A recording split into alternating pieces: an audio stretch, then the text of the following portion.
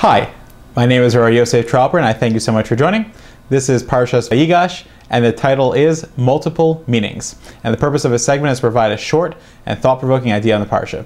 We find in this week's Parsha that the brothers were all in Egypt together, and they were confronted by this powerful leader named Tzafnas Paneach, who was really Yosef HaTzadik in disguise, the one whom they had sold down to Egypt, and he was challenging them and sending them through a lot of loops in order that they would hopefully come to realize that this is all from Hashem, and this is all as a way of reminding them that they had made a mistake and sold Yosef. But alas, they would never come to that conclusion on their own.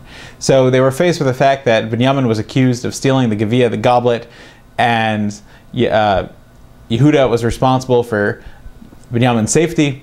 And Yehuda begins, the Parsha opens up with Vayigash, I love Yehuda, and this lion approaches Yosef, who was the ox, Chazal say, this big head off, and they are about to start talking and negotiating. And it says that Yehuda speaks softly, and he tells him, please let me speak pleasantly in your ear, and I would like to make peace.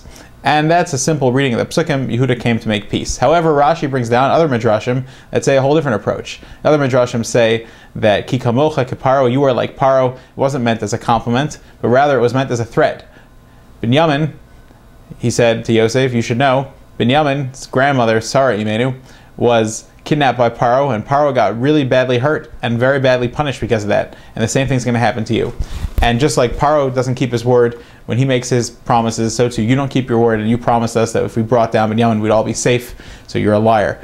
So which one is it? Was Yehuda speaking pleasantly, or was Yehuda threatening him? Is this a contradiction, a machlokas, a dispute in Chazal, or can it be reconciled?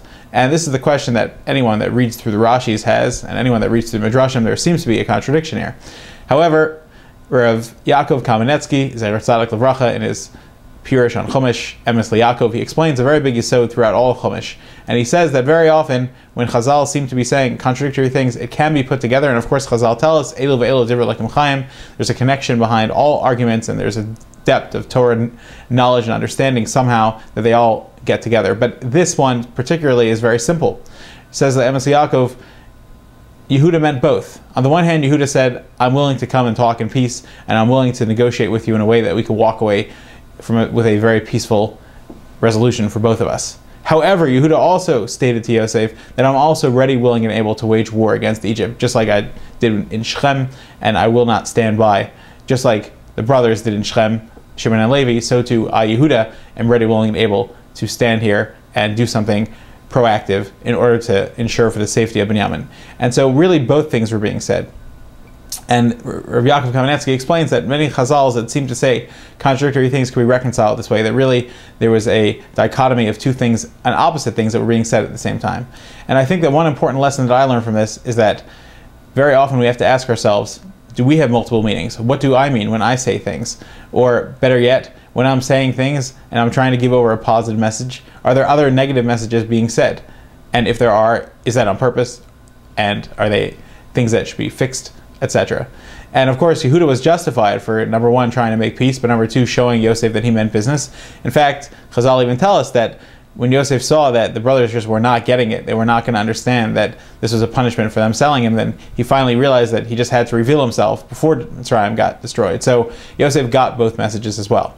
And I think it's important for us to understand that in that case it was appropriate for Binyamin to give both. And in many cases we have to ask ourselves, the way we talk and the messages we give, are we giving multiple messages? What message do we want our listener to get from what we're saying?